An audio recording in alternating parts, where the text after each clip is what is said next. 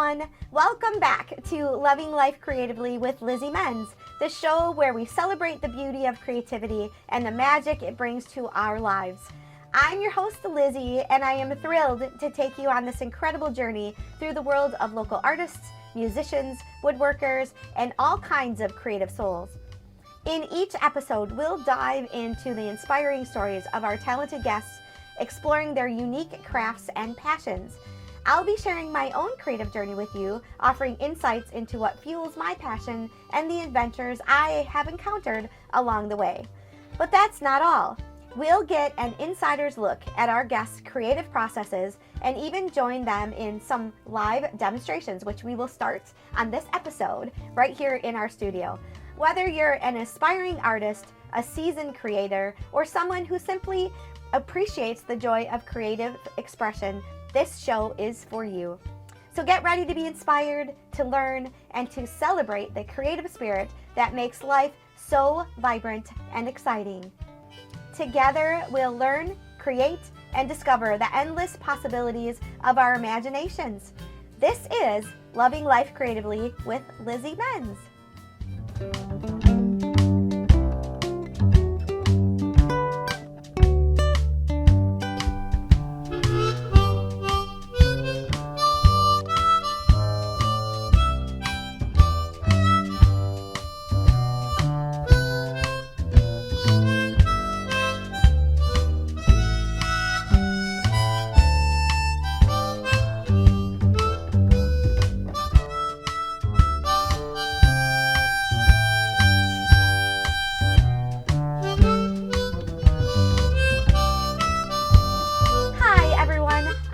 Lizzie, and today we're exploring the magical world of creating.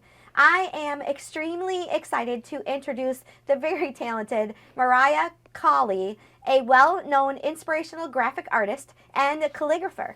Thank you, Mariah, so much for being here with us today. Thanks for having me. You're very welcome. I'm super excited to not only have you showcase all the things that you do, but also do a little improv, calligraphy.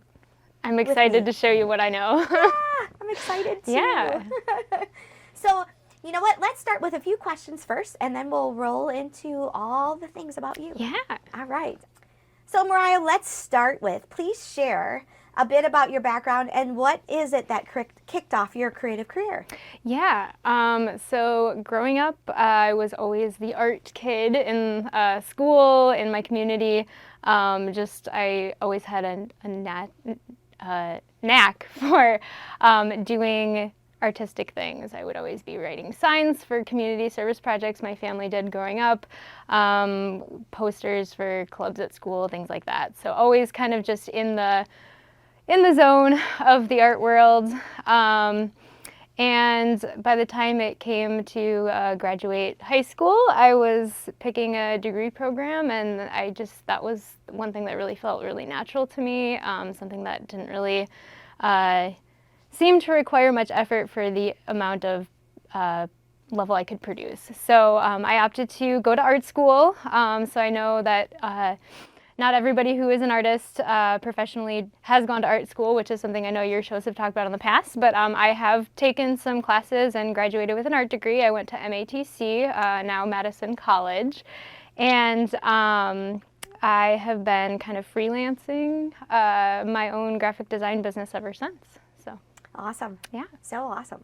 What truly has inspired you the most in your work?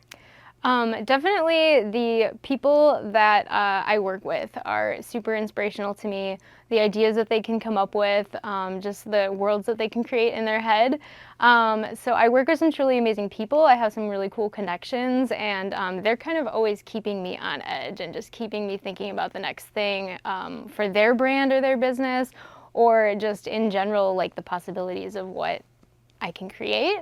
But also, whether or not I have that personal connection with somebody prior, just the desire to create something that's like really unique and really personal. I know there are some designers or some companies that want to push out as much product as they can, and they'll, kind of take some of the easier ways to get that work out, which is necessary in some cases, but as much as I can, I really try to make something that's specific to the individual, what they'll need, and kind of what they're geared towards. So I think that really drives me to stay, inspired and sharp and, at my true creative potential. Yeah, I love that. So you're almost, you're being an empath because you're, you're building that, you're bringing out what somebody really wants you to create for them, but then you're also being a muse, or using them as your muse to, figure out what you want to do. So yeah. I love that.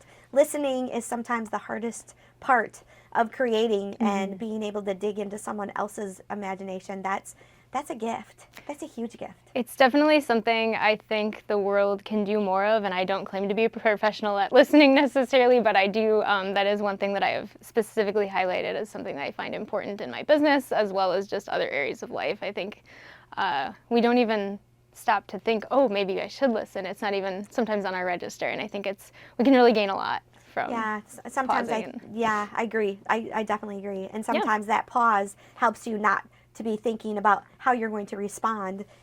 You are really taking in what they say, Yeah. Yep. Yeah, I think that's so profoundly perfect. That's for sure. So tell us about a special project that you did that you are super particularly proud of. Yeah, so I went to high school with a girl who now owns her own food trailer. Her family owns a food trailer, and she had approached me a year or so ago with the need for a logo for their t-shirts they're making. They actually already had a logo, which was one of the challenges, but they wanted a graphic for a t-shirt that sort of matched the logo's style, is actually what made it really interesting to me. And so that is this guy you see here. Tail Wags Pet Care was their is her business. So her family actually owns a food trailer, but she also owns a pet care business. I did logos for both of them, and they turned out great. But the T-shirt was for the pet care business. And it was really a fun project. She came with me with a few specifics. She wanted a few dogs in a van. And she was really great to work with. She sent me some really helpful imagery from just Googling stuff, and she's like, this is kind of the aesthetic I want. And from there, it just kind of took off. I started sketching, and I got to the point where I was pretty happy with it, but I wasn't quite ready to submit it. So I was able to kind of ask some people in my life that I use for creative reflection and feedback. And we made it even better. We added an extra dog to the van. We had some fun ideas of how to kind of make a little bit more of the detail pop. So I think it really met her needs for what she wanted. She said that it worked great for the little t-shirt project she was working on, and it was just a really fun piece to have for her. Oh yeah, I love it, and I love that it's pulling the fire hydrant in the. Yes, that's great. That's the beauty of teamwork, because I had kind of been thinking of something along those lines, and when I talked to some of my other artist friends, we kind of came up with that together, and I think that's been one of the strongest elements to it. So it's been nice to collaborate. Absolutely. Yeah. I was just thinking the same thing. Collaboration is sometimes it's just amazing because someone else takes a look at it and says, "Oh, what about this?" And you think, "Oh, that's the marvelous. That's the perfect idea." Yeah. Yeah. It's definitely a skill I think people sometimes view as a weakness, but it's such a strength. Such a strength. So agreed. I definitely agree. Well, and I think that that's what helps someone become to be so successful too, is because we're not the smartest person in the room, and we can't think of everything, especially when you're so hyper focused on what you're trying to create for someone. For me, even doing commissioned pieces, to try to get into their head to know what they want, but then when they give you the artistic ability to just do you, it is where you can really get in your head. You know? Absolutely. And change your mind 5,000 times. That's why it helps to take breaks and, like I said, to talk to people and get other people's perspectives all along the way. I'm somebody who likes to just sit down and cram, and that's just not productive for workflow, or not the best way to do it. So yeah, sure. That's that, and you know what? actually perfect segue into my next question for you is, what are the challenges that you have faced in your creative journey, and how did you overcome them? Yeah, so I was kind of thinking of some of these challenges ahead of time as well. One of the challenges I have in my artistic journey is that I don't always know everything. Surprise. No, there's so much I don't know. And I have had, like, starting out right out of school, I was just constantly being asked to do things that I did not know how to do. Um, I was, I thought I was, adequately prepared for most of the, like, easy, bulky stuff that I would do, like, oh, I need a logo, I need, a pamphlet or whatever.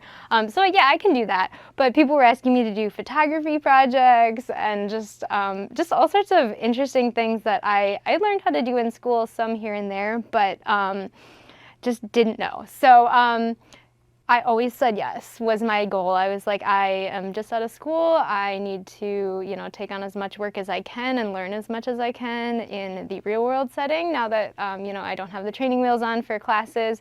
So I would say I really overcame it by just doing my research. Like, I would accept the job and I would put my nose to the grind and say, you know what, I'm gonna Google this. I'm gonna get a book on it. I'm gonna do something where I can consume some other person's perspective of how they handled this. And so I ended up making those learning opportunities, which was such a strength.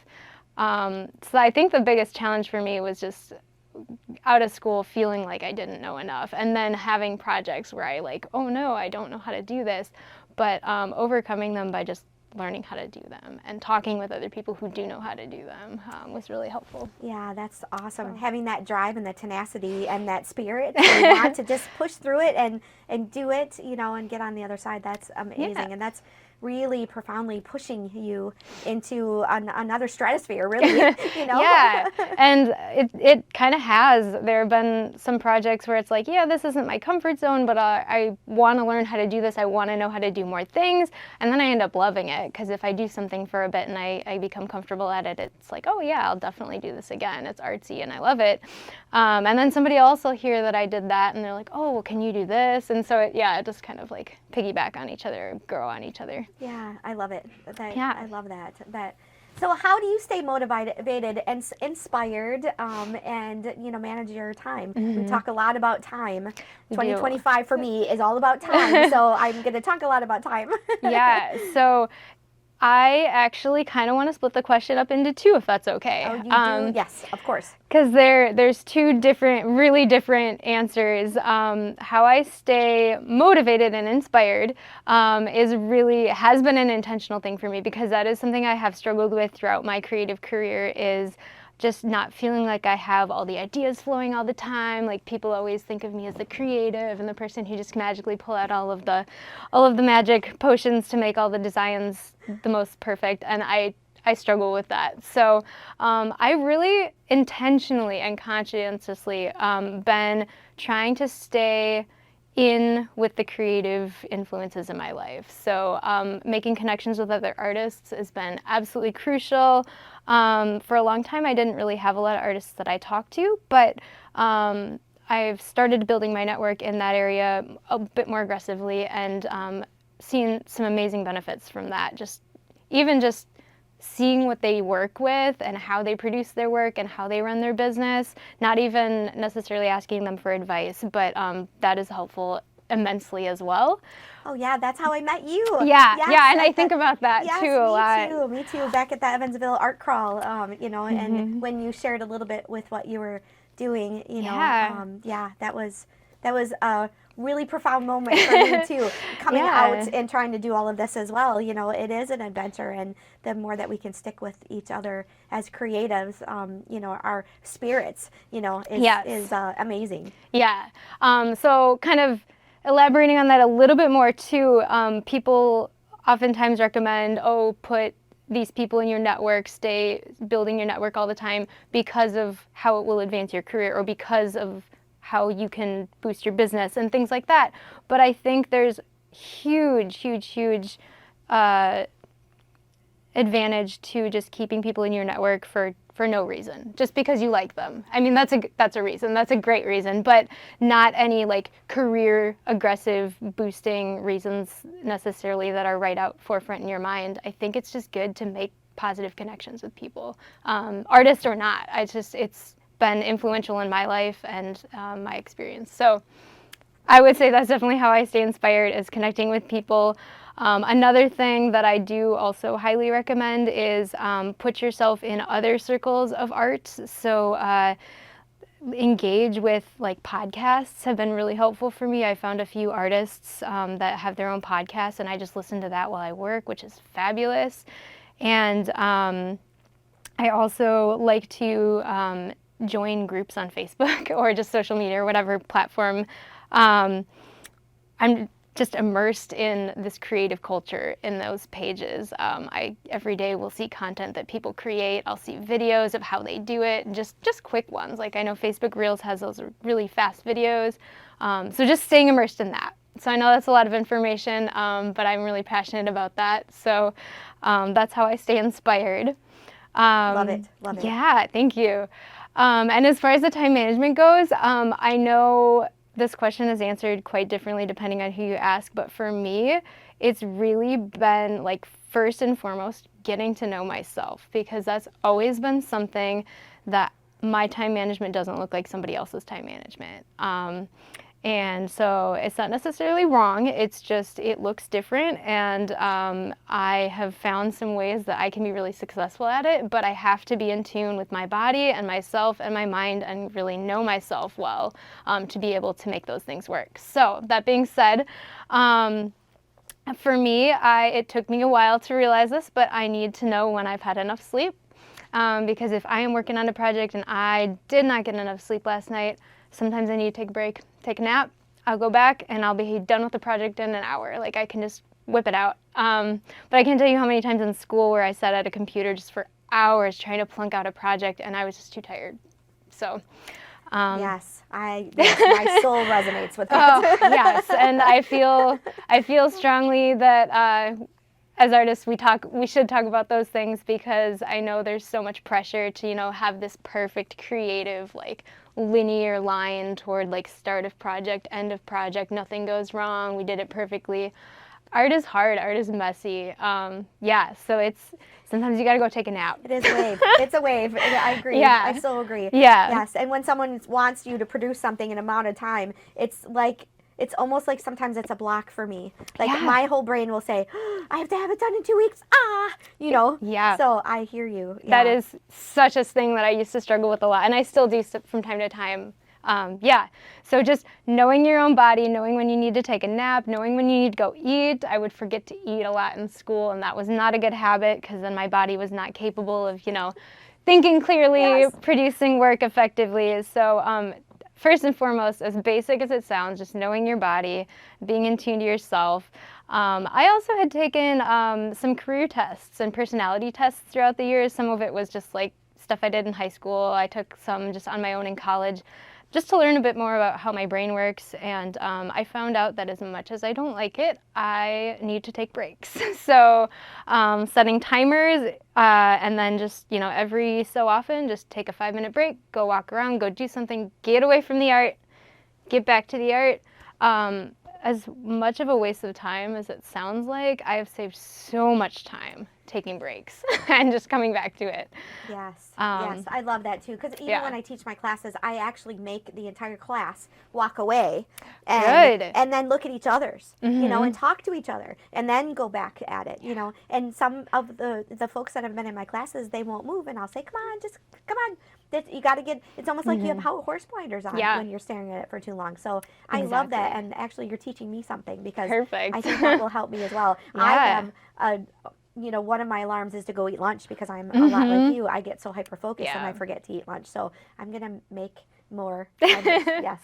Check in on your friends. Make sure they're eating lunch. Yes, exactly. Yep. Yeah, exactly. It's a good skill. But and they sound so basic and just like you know, people take them for granted, but they are very basic things that are important for your body. Help you create at an effective level. Agreed. So, yeah. yeah. Definitely agree. That's, yeah. Well, and besides working full time, you also have your side business too, or is this all of your business? Tell me a little bit about that. Yeah. Yeah. So I've been on and off in all sorts of different career paths, but design has always been central. Yes. Art and my love of creation is always sort of at the core. So right now, and since I've graduated, I've been marketed as a freelance designer. So that's kind of my bread and butter, my little business that I've created for myself. And I sort of created it with the intention that I would be able to amplify the physical crafting skills I already knew how to do. And now I would have like the digital skills and the computer manipulation skills. So I do brochures and logos and business cards and, you know, all sorts of branding for people.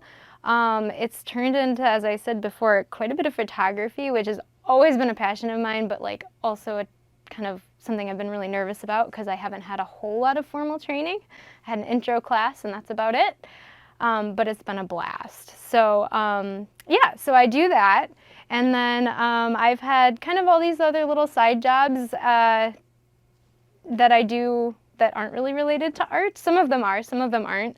But right now I work on a farm in the mornings, and a big reason why I love that type of work so much is because it does get me moving, and when you're moving, your brain is always thinking about, you know, things a little bit more creative and actively. So specifically, I did look for a job that would get me a regular awake schedule in the mornings and get me moving to kind of help my mind stay focused and a little bit more creative on my projects for the rest of the day. And then for a while before I worked at the farm, I was doing management at Michael's the Craft Store, so Sure. which has been one of my absolute favorite jobs. I absolutely loved it, and I was working at a few different stores over the course of my time there, and really got to know the store and their different types of products that they offer, because I've had a lot of people in my graphic design business ask about what do you recommend and what do you think about this and that. So it's been great to have that experience in my business. Yeah, to have that knowledge is, yeah, that's profound. And I think that the number one takeaway is I was not looking for a management job while I was there, but I ended up crawling my way up several different management positions, which was such a cool opportunity. But just learning how to manage, because that's helped me so much in every area of my life and my business, side business as well. So yeah. Awesome. Thank you. Yeah. Thank you for sharing that too. So who are some of the people that have influenced you? Your mentors, you know, those type of people in your lives. So I love that you called them mentors, because the first person that comes right away in my brain is my mentor. I've always, since I've been an adult anyways, I've always called her my mentor. She is a longtime family friend of ours. She was a friend of my mom's before she was a friend of mine. Her name is Taja Lee. And she just lived in the neighborhood where I was, found myself a lot. My best friend was neighbors with her. And so anyways, we have connections to this amazing, amazing woman. She does professional watercolors, and she also does calligraphy. And she was really the first person that sort of inspired me to do calligraphy. She taught a few classes on it over the course of knowing her for so long, and the community in her neighborhood.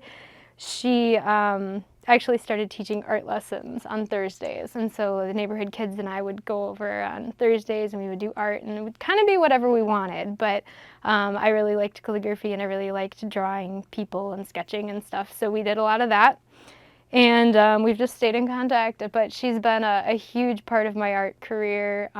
She also has life certifications like you do, or life coach certifications like you do, and so she is really in tune to just the mind and the body and how that relates to creativity, and just so inspiring to me, and has helped guide me kind of with some of my projects and just where I'm going in life. So yeah. Awesome. Love it. Love it. Love it. Love it. So what advice would you give to our outside, creatives in our world? I love this question because it's going to be a little saucy. Don't take advice. Do take advice, but don't take advice.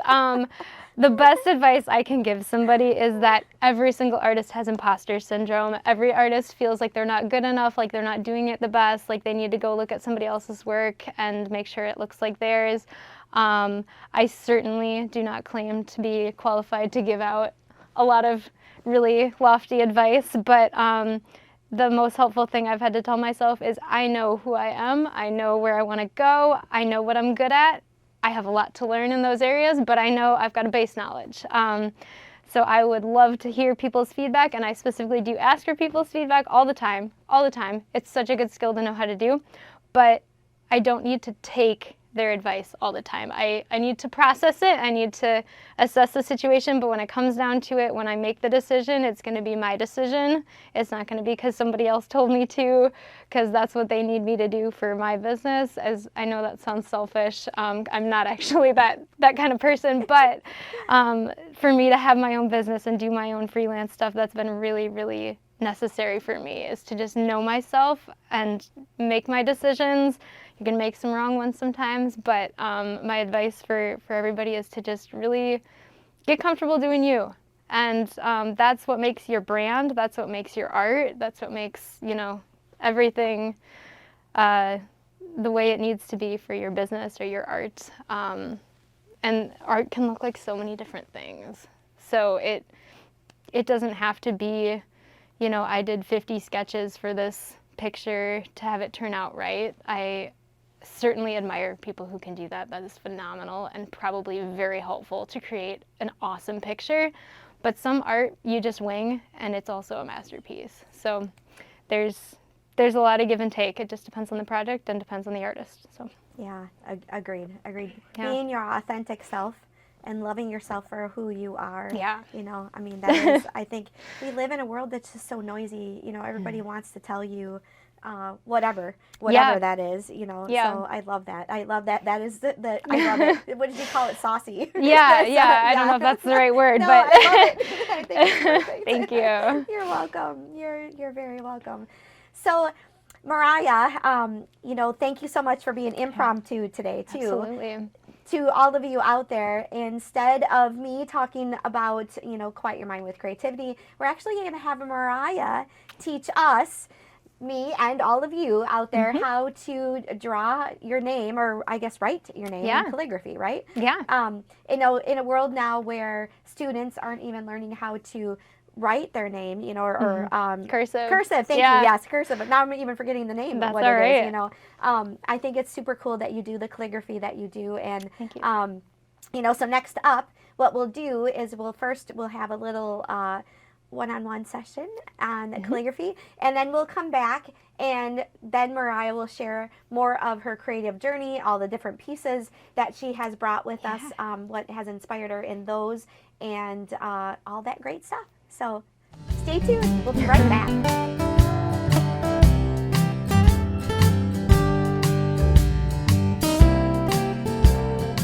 Welcome back, everyone, to the Mariah Calligraphy 101 portion of our episode today. Mariah, again, thank you so much for impromptu, wanting to jump in and teach us about calligraphy. So I hand the mic over to you.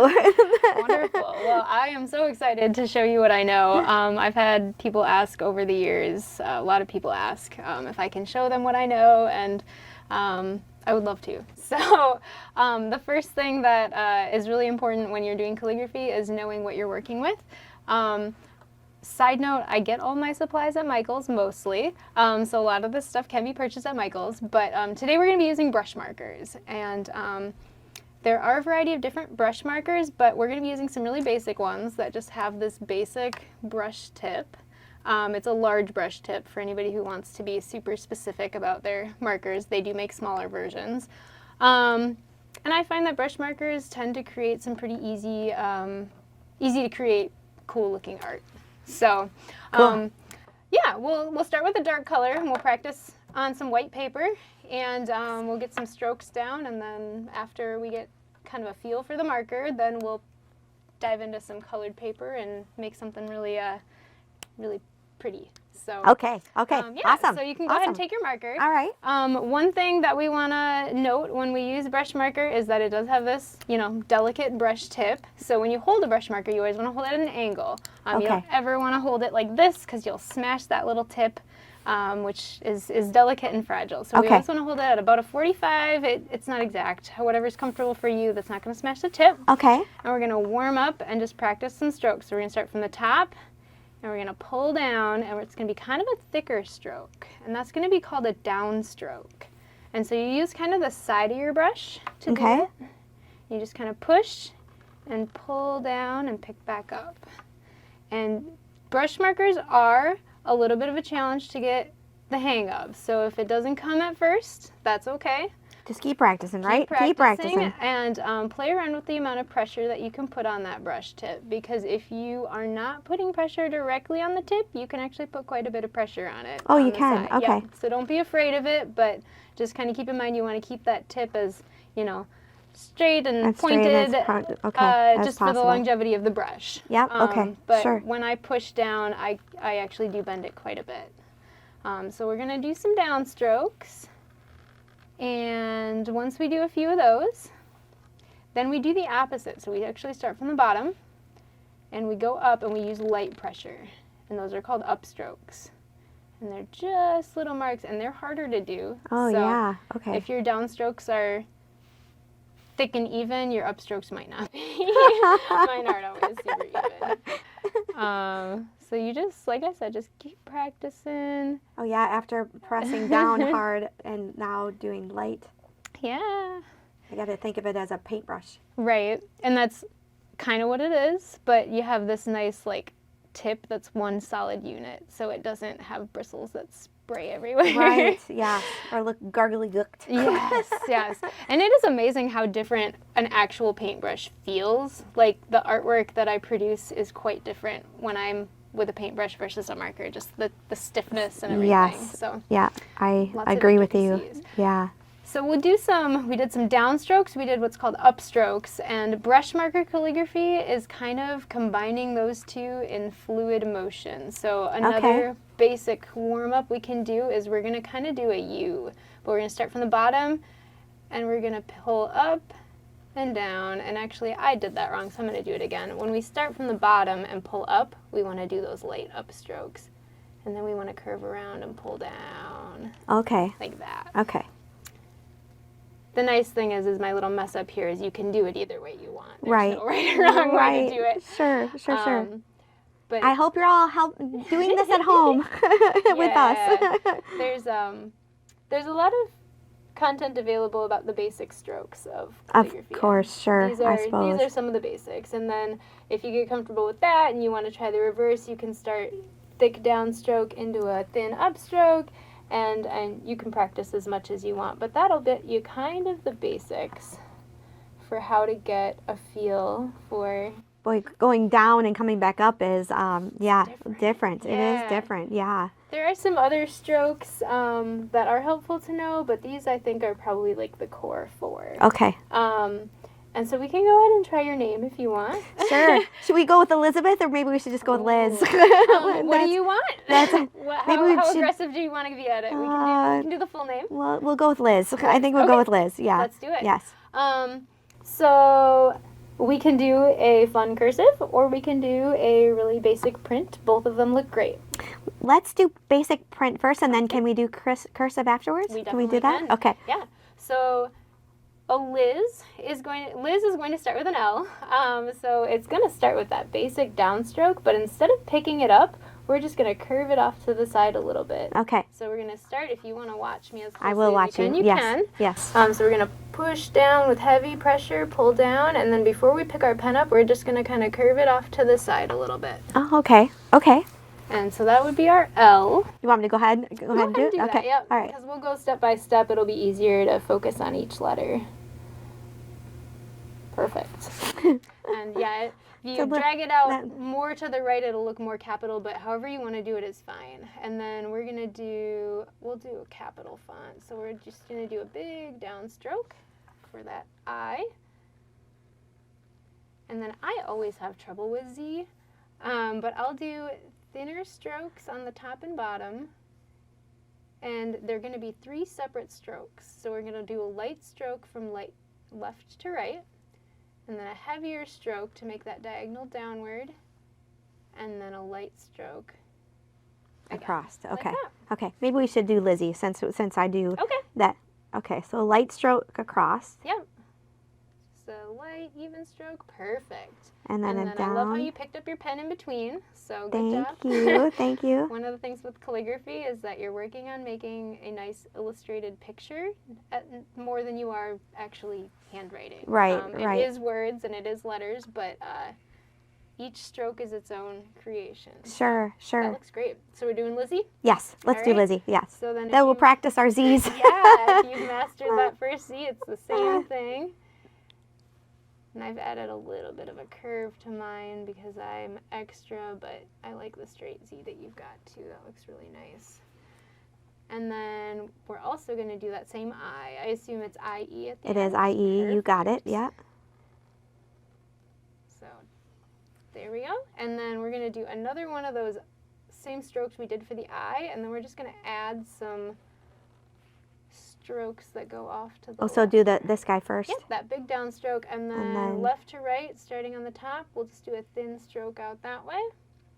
One on the bottom, and one in the middle. And sometimes it's fun to put them like really high or really low, just to add a little flair to Maybe I'll your go high. writing. That's Perfect. Yeah, and one thing you can also do is if you're really struggling with the brush marker is a lot of brush markers have a bullet tip on the other end so it doesn't bend and you can just write that way. It's kind of less of a skill because most people are familiar with how to write with a bullet tip Okay. piece of Like a normal. like a utensil, Gotcha. Yeah. But I know some people that I've worked with do get really frustrated with the brush markers, so sometimes this is a good in-between to kind of get you to practice those strokes just on a regular tip. Sure. And then once you kind of memorize those, you can continue this. And do it in the same sequence that you did. Yeah, Gotcha. Instead of just same- writing it out. Yeah. Same Gotcha. movements, but just you'll apply the pressure when you use the brush marker. So that is how you write your name in calligraphy. Awesome. Well, let's show the. Yeah. See how we did. All right. That was All a right. fun one. So now can we do it in cursive? Yes. Yes. Okay. So cursive is a bit trickier because you are going to want to be pretty smooth with your ups and downs connecting. Okay. So, Okay. I know sometimes when you pick up the pen really suddenly, you'll have like suddenly a big stroke that gets thin. Sure. So you just kind of want to keep an eye on that pressure of your pen and try to get it as smooth as possible because all your Okay. letters are going to be connecting. But when you do calligraphy, you don't want to do everything in one stroke. You want to break up everything into small strokes, small movements, and really focus on each movement before moving on to the next. Okay. So, I'm Okay. going to start with the L. And we're just going to do, let's see here, we'll do kind of like an upside down U. So if you want to watch me, I'll do Yep. the first stroke of the L. This tends to be how I like to do an L. So it kind of looks like, almost like a heart. And then we're going to take this bottom stroke and just bring it out over here to Oh. make an L. Okay. So if you want to try the L, we'll have you... So it's a short stroke. Yep, so start with light pressure and kind of curve upward and around, just like that. And then heavy pressure down. Beautiful. And then heavy pressure on the bottom left-hand corner and just bring it over to the right and you can kind of curve it if you want. Perfect. Ah. And then we're going to do an I.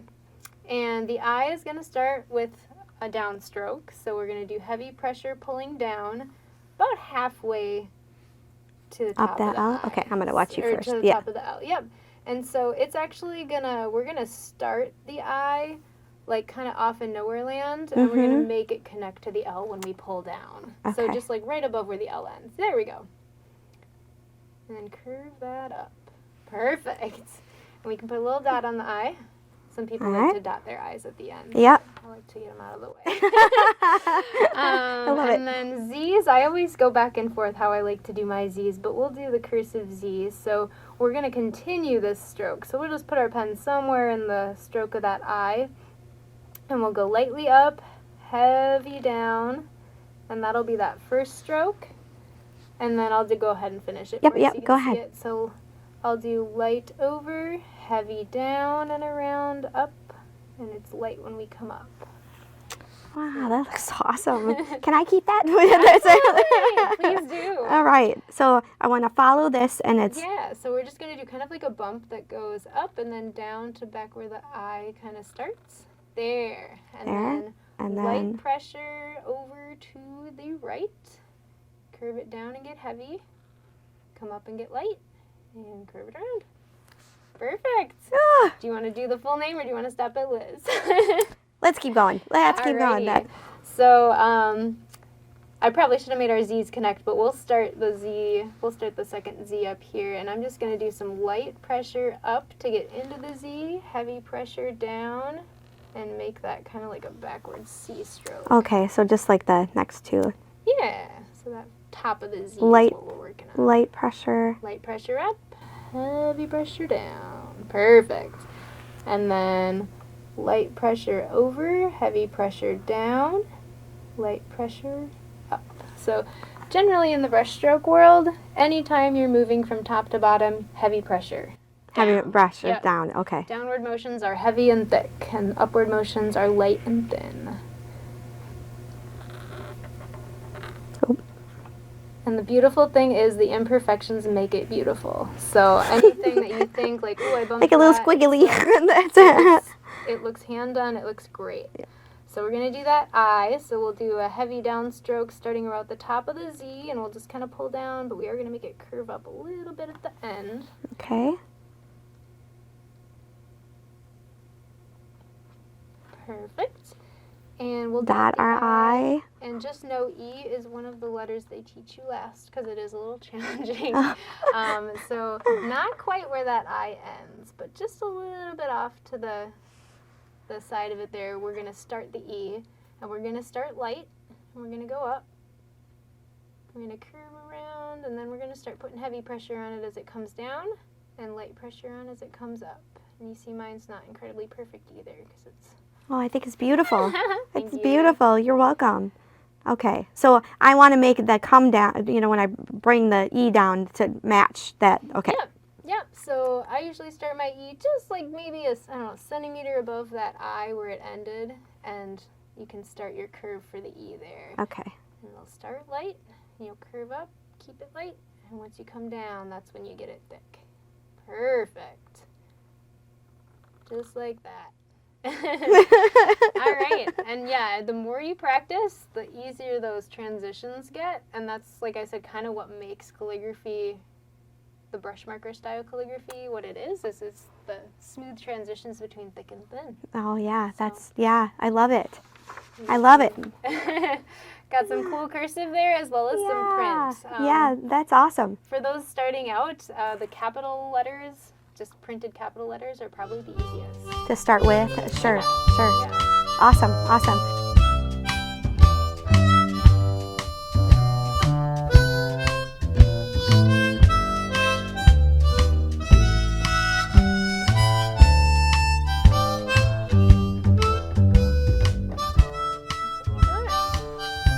I love it. So I can sit and do love this all it. day. Yeah, I can see I could do the same. That I hope that all of you at home are trying this out, even if you just have a pen and a piece of paper. Try this out if you are interested in calligraphy, or, you know, kids at home, if you're interested in understanding what it's like to, you know, do cursive, this would be a great way to learn as well. Yeah. Wonderful. Well, thank you again, Mariah. You bet. Thank you so much. Thank you for this intro to calligraphy, and, you know, if you're game, we should have you back. Absolutely. And talk about the next steps. Yes. Okay, wonderful. Perfect. Thank you so much, everybody.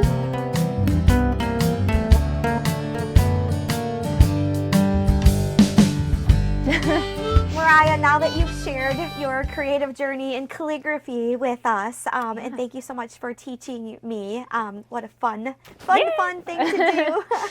We would love for you to share a little bit about all the pieces that you brought with to share with the world today. So I've kind of taken on a lot of different commissions, as I kind of have said already. I have a lot of different clients that I've worked for that do a lot of different things. So it's going to be kind of a wide array of the spectrum here, but we'll just kind of go through piece by piece. Yes. And I'd love to share. Sounds great. Yes. Yeah.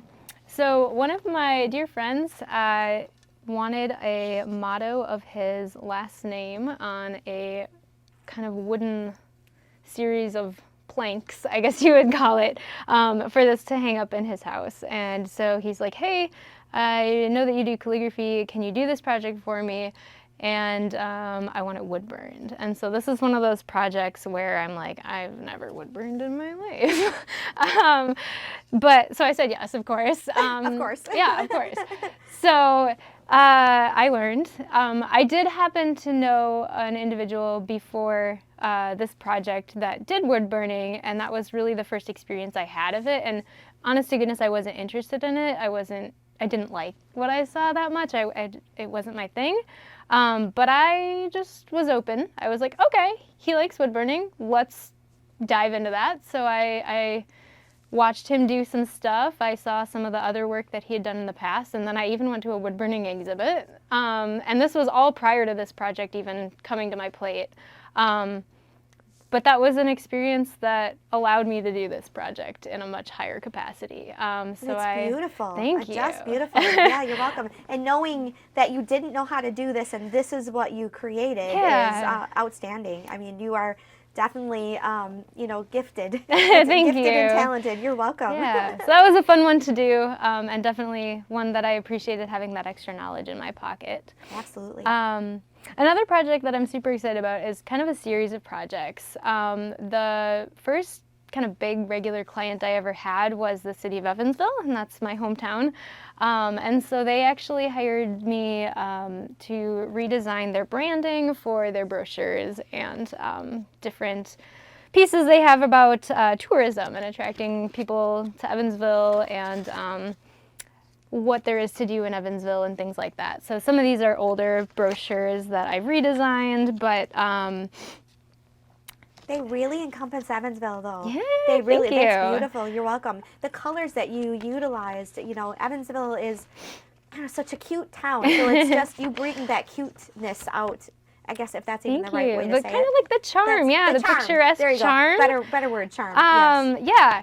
So it's been super fun to work with Evansville, the city of Evansville, because of just the knowledge. Like I lived there most of my entire life, and just having, the feel of what Evansville is and the vibe they have has been really lovely because I've always really loved Evansville, which isn't always the case with everyone my age that has lived there, but I have particularly loved it. And so it's been really great to kind of showcase them in such a positive light.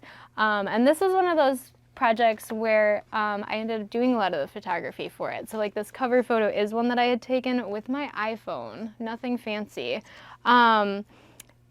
And really kind of boosting my arsenal of creative endeavors, I guess you would say. Yeah, love it. So yeah, I've done a lot of different branding for them over the years, and it's been really fun. So wonderful. Yeah.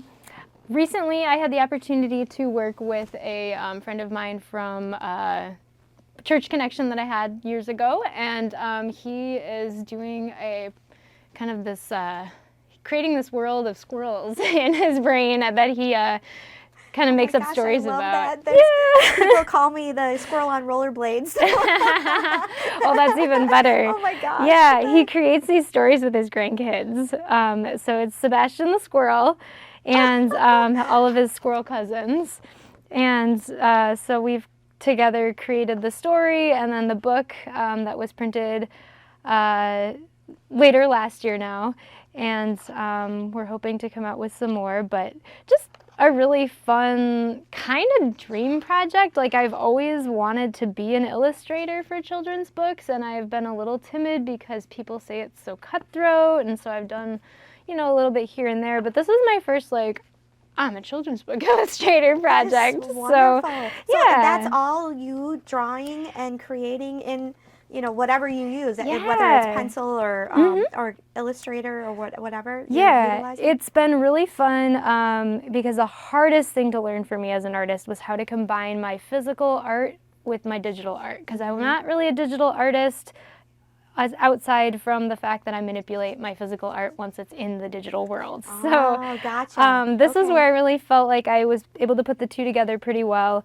So there are things that I didn't physically create, like the type is all, on the computer. Fonts, yeah, yep, sure. and I use the computer to very, very helpfully size different things. So I would rough sketch it out really quick, and then I'd throw it on the computer way before it was even done, and I would just get the size, and then I would print it out at life size, and then trace over it and draw it in real size, and kind of tweak from there. So yeah, sure. super helpful tool for my creative process. I know not everybody works the same, but I was also able to add some little like blur effects on some of the graphics, but just light computer editing. Yeah. So that's kind of what this sort of showcases of my illustration talents. This is just a fun little project to work on. It is adorable. I thank love you. it. Absolutely love it. So if someone was going to buy these books, where do you do that at?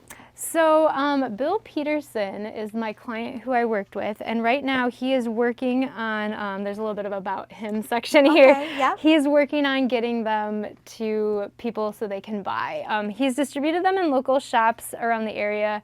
I don't know of any specifically other than I believe he said Next Generation in Stoughton might have a few. Sure, okay, cool. Otherwise, I know if people contact me or contact Bill directly, we can get them. Okay. Definitely get them a hold of a book. Sounds good. Sounds good. Yeah. Wonderful. That's wonderful. Yeah, and then the last piece I have on the table here are just some cards that I do. Calligraphy has really been the focus of my graphic design love. That's really neat. Most of them are Christmas cards because Christmas is a great time to write cards, and there's just a lot of different styles. So some of them are, some of them I actually sent, and some of them I just keep for samples, but they're just so fun. That's awesome. Yeah, I love it. Just hand-done art that has, a really personal message inside. But I've really taken to card making. I really like snail mail. I send letters with the wax stamps and all that, and it's fun and it's personal. Old school. I love it. I love it. Yeah. Keep that alive. Definitely keep that alive. Yeah. There's just something about listening to like opera music while you've got your like pen and inkwell and just going to town making greeting cards with wax stamps, and I don't know. Opera is that? I guess I wouldn't say opera. I would say classical. Classical. Yeah, I'm thinking of a particular soundtrack that I played in high school. We did a particularly challenging piece called Carmina Burana, which is fairly famous, but it's just this operatic like singing and cantos and stuff, and it's pretty intense and pretty wonderful, and just I don't know, it just feels like calligraphy when I listen to it. So sure. Yeah, so that's what I sometimes will listen to. Sure. I think about them writing the Constitution. Yeah. I mean, with the calligraphy, that it's such a old school, old world, beautiful, beautiful and thing. Just kind of really brings you back to, you're human and you're mortal, and just, I don't know, it just makes you think about things in a different way. Yeah, sure. Well, and that music must provide energy for you, huge energy, I was really super musical in my younger years, I would say, if I can say that. And I still love music, but it's been a different relationship now than it has been growing up. It was definitely the soundtrack to everything. I had music all the time blaring. I was listening to CDs on repeat for hours and that sort of thing. And now I think I just appreciate it in a different way. But it is very, very soothing to me to have some music on in the background, or just some type of content that enriches me. I've actually been taking more to podcasts and talky things now, but sure. Yeah, it's definitely something that I like to have in the background. Wonderful. Yeah. Love it. Well, Mariah, thank you so very much for spending your precious time with us today. You are an amazing artist, and you have so many creative talents, and I'm truly, truly honored to have you here on the show with us today. I can't wait, and I know the rest of us, we can't wait to see what else you create, and thank you for sharing your incredible inspiration too. All of the tips and tricks that you've shared throughout this time that we've been together, it's really, truly, I know it'll be truly an inspiration for new and for, artists that have been doing things for a while. We always have to be reminded sometimes of those special things like mental health and being aware of ourselves, So, thank you. Thank you for joining us on Loving Life Creatively. We hope you've been inspired by the incredible talent and stories from our local artists.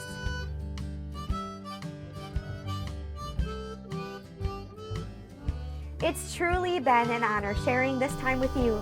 Creating is an exhilarating escape that quiets the mind and fuels positivity. When you dive into the creative process, it's like flipping a switch that drowns out the noise and fills you with a vibrant energy. Every brushstroke, word, or note is a step towards a joyful accomplishment, making the world brighter and your spirit much lighter. Creating is really for everyone. Keep creating, keep inspiring, and keep loving life creatively. Until next time.